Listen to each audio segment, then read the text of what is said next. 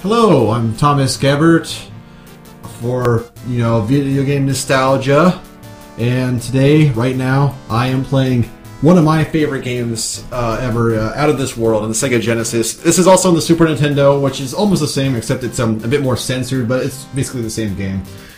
This game is pretty cool, and it just does a great job getting you in this really immersive atmosphere. It's tough to describe, really, but you'll see coming up here with the intro cutscene. And if you're a younger gamer out there, or you didn't play the Sega Genesis when it was around, you probably don't completely realize how just groundbreaking and cool this was. And I remember as a kid, you're getting a history lesson of me here.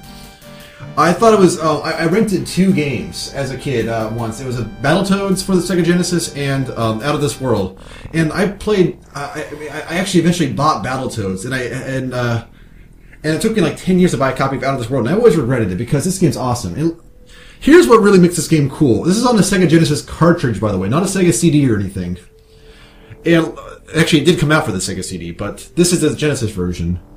And you can just see this here. Look at how sharp and fluid this animation is. It's, I don't know how many of you guys have actually done any kind of animating, but on Genesis, this animation like this just didn't really happen that often. It's because Eric Chahi, the developer, basically invented what we basically do now as Flash. It's called vector animation, and this is how Flash works.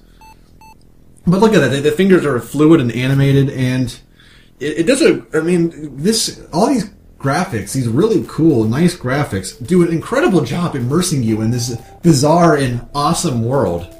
I mean, it's tough to really describe how much I love this game. Just so you know, this game is available on PC through the Good Old Games website, which I recommend. I love Good Old Games, and they give you soundtracks and everything. I can't recommend GOG enough. So if you get a chance, check them out. But anyway, this game, this is on I'm playing the Genesis version because it was easy to record in an emulator.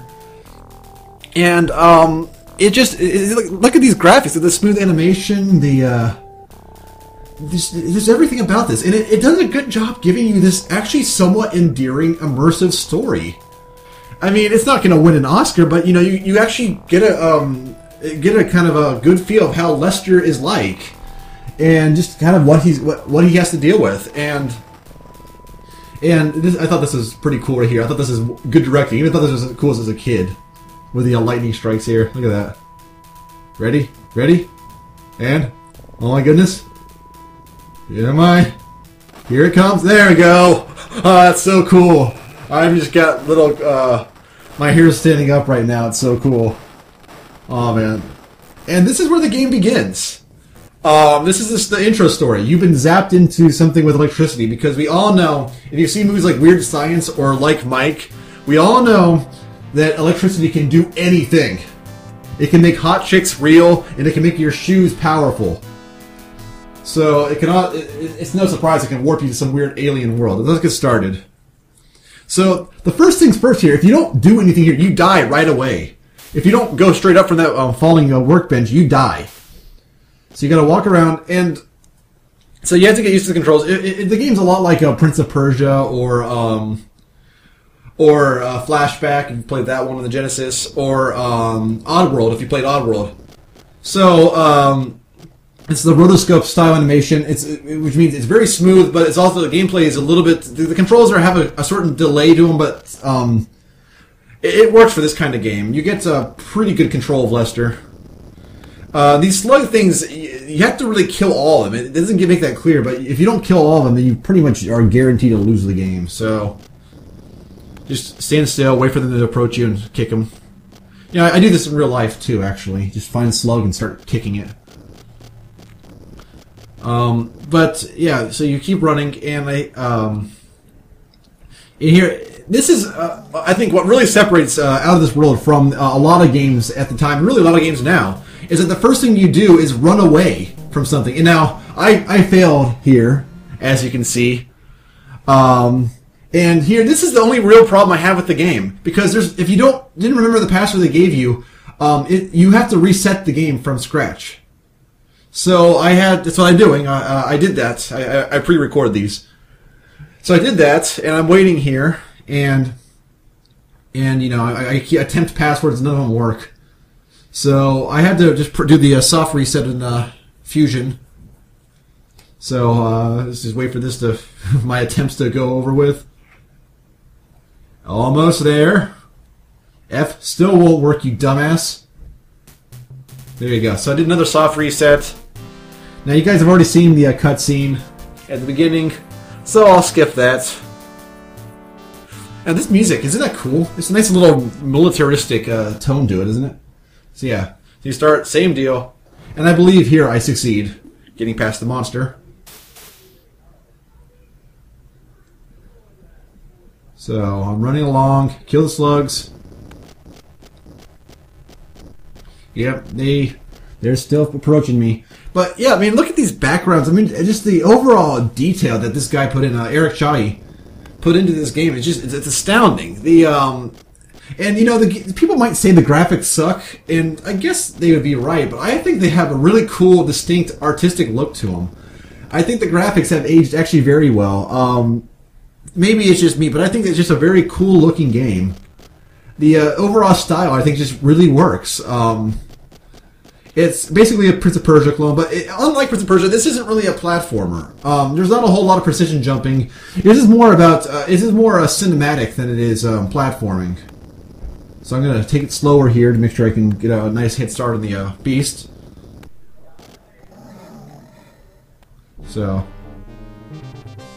yeah, here you run away. As I said, this is one of the first times I ever was playing a game where the objective was really run away from the first enemy. Because if you try to attack it, you can't win. So you have to jump here. And yeah, you turn around.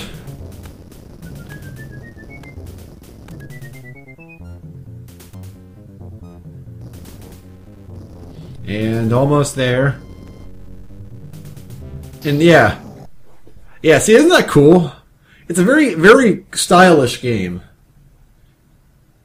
Yeah, look at Lester there. He's just so cool. He's raising his hand. He's so badass. I mean, Bruce Campbell, Lester, they're basically buddies. Fuck Chuck Norris, okay? Chuck Norris is like a Bruce Campbell's bitch, okay? I'm sorry. No one will ever beat Bruce Campbell. They might try, and they will fail. Yeah, so yeah, these cutscenes are pretty cool for the Genesis. I mean, I guess if you didn't grow up with the Genesis, it's hard to tell. But the most elaborate cutscene you would get is something like Battletoads, which has a little spaceship at the beginning. You really didn't get that elaborate. Really, the most elaborate was actually a Zero Wing. We all know how great that translation turned out. Yeah, this was a pretty groundbreaking at the time because the animation was, as good as any real cutscene today. And you can imagine in 1991 or 92 when this came out, that the animation, everything about this was just remarkable, and it is still remarkable. And you can get this game on the Genesis. I paid like $5 for it, and it was worth that because it's worth a lot more. And actually, the PC release probably is the definitive version. So yeah, this is where it gets a bit more challenging. It's not as challenging as Oddworld. But it's not a whole lot easier either. See, you gotta wait for your buddy there to finish programming on the panel.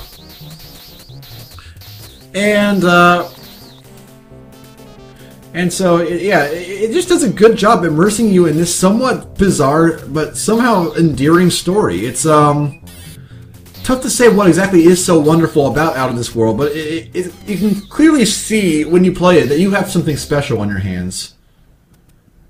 So, yeah, you go up the elevator. Let's look out the window. And a bunch of admittedly phallic-looking buildings there. Those buildings are something that you find in some sort of bizarre science fiction porno thing. Like Starship Titus or Barbarella. So let's go down the elevator. I believe I die up here. So after I die, I'll cut the review a little bit short. This game actually is pretty challenging at this point because you have to basically ambush a guard here. I'm trying to tell him to stay, but I can't seem to do it. But that's my failing, not the game. Yeah, see? It's tough to get a good edge in that guard because he ducks too.